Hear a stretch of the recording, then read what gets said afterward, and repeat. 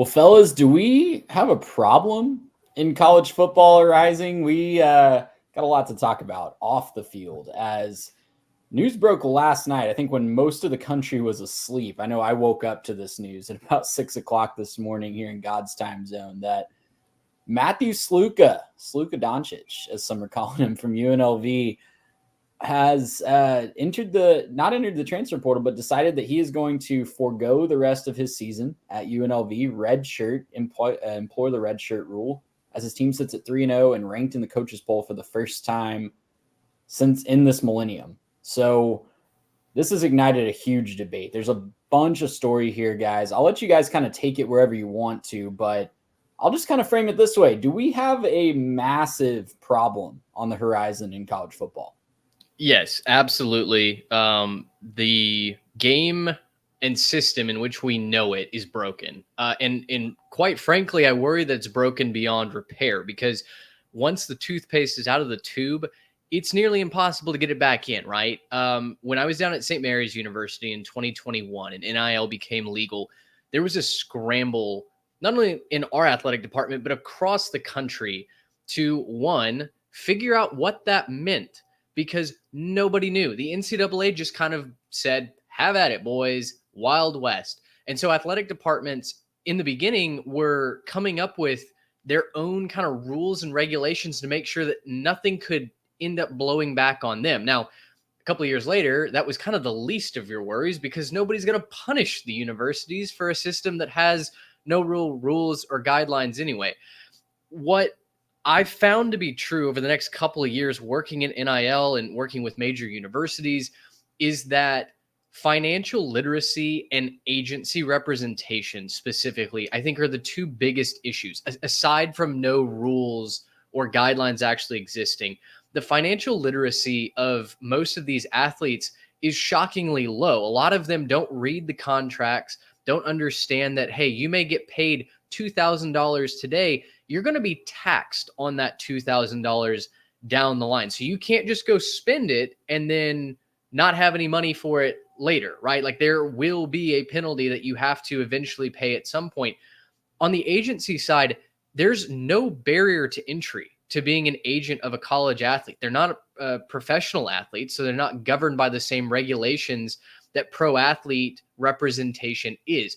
Thus, they're not held to the same standards that they are. In this UNLV case, I don't know much about the agency that represents Matthew Sluka, but I'll tell you what, the agent, whoever was in charge of brokering this deal, is a moron because the story that Bud Elliott told on the Cover 3 podcast earlier is that essentially they took a verbal offer from some assistant coach. I think it's implied that it's Brennan Marion, the offensive coordinator at UNLV, for $100,000. Matthew Sluka's brother said they turned down multiple other G5 and Power 4 offers to take this because it was the most money and a chance to start.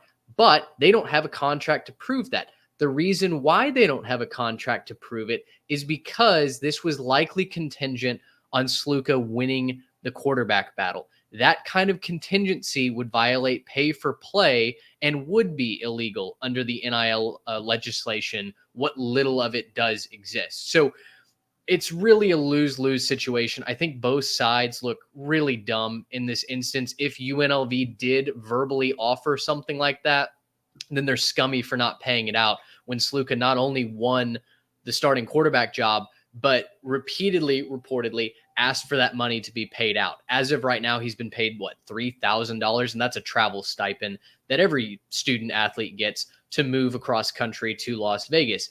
On the other side, the Sluka family looks idiotic for not making sure that there was some sort of insurance policy here. How on earth do you move across the country for your last year of college eligibility without a signed contract? It blows my mind that we are in 2024 and something like this can happen. On the other hand, though, there's nothing to prevent this from happening. And so unfortunately, you have a scenario where both sides are in the wrong here and clearly just made so many assumptions that once the cat's out of the bag, there's no way to fix this.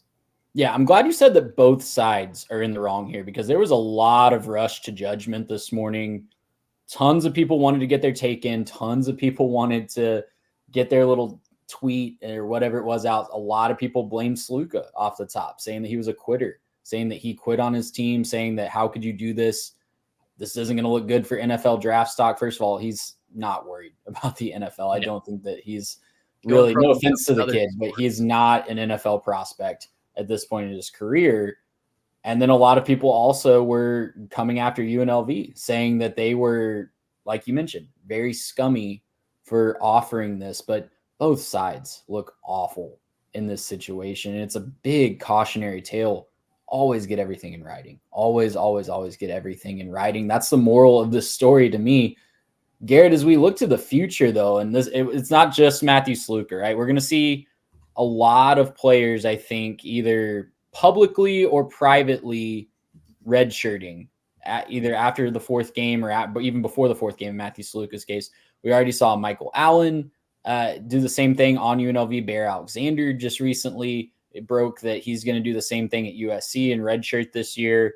Different situations than Sluka. Both of those players would have eligibility left either way. But as we look to the future, what's the way forward here? How do we reconcile with this? Is this something that we're just going to have to deal with as part of college football going forward? Is there a way to fix this? What do we do? Well, the thing that I think we have to look for here is this is going to self-regulate, right? This is something that we brought up a couple years ago when we first started seeing NIL pop up. We first started seeing, this happen, and we said, how are we going to solve this? What, laws can we pass? Or is Congress going to pass laws? Is the NCAA going to pretend that they have authority? And I think the conclusion we kind of came to was we're not going to be able to probably pass a law that's going to be universal enough to really affect anything and cause the change that we want to see. But what this will do, kind of to the point that you were just making, Trey, with being a cautionary tale, this is going to self-regulate a lot of this market. This is going to be something that self-regulates the NIL space because, when we look at, athletes coming over and trying to figure out what their situation is at a new school, right? Am I going to start? Am I going to get money? Am I going to have an opportunity to show my talent so I can make the NFL? Is it an exposure thing? Any of those opportunities are great. And obviously this is something that players are going to want to transfer for. But when NIL gets factored in and you have to start thinking about contracts that are maybe unsigned because you can't technically sign that contract, like Mitch is saying, right? Can't pay for play. When you start to get into those details, it's going to cause athletes to pause now that they've seen what happens, right? Now that they've seen what happens when it goes wrong and when the school maybe doesn't have the money, doesn't choose to pay you the money. I don't know what the exact situation is behind the doors at UNLV, but whatever the situation is, they're not paying the guy who apparently they had this arrangement with. And I think that's going to affect players going forward. Additionally, on the school side, you're going to kind of get that extra accountability to not try to make those deals and sway those players with these promises you can't keep. Because again, if it's regulating the market, it's going to be effective in stopping schools from trying it because players are going to stop falling for it. And so I think this will kind of move us in the direction of, the big slowdown and the big sort of step backwards that I think has to happen for NIL to kind of continue and for the sport to stay sustainable. But in the meantime, I think what we're going to see sort of short term is a lot more of these landmine situations where, a player came across the country, transferred from one great opportunity to another, seemingly for, just his exposure reasons. And instead it turned out to be NIL. And then they're going to stop playing because of, missed financial obligations. So that might be what Bear Alexander's doing as well. That, seems to be what Sluka's doing. We don't really know 100% of the reasons for everybody, but I think this is something we'll begin to see a lot more commonly as we go forward. Gracious him. How about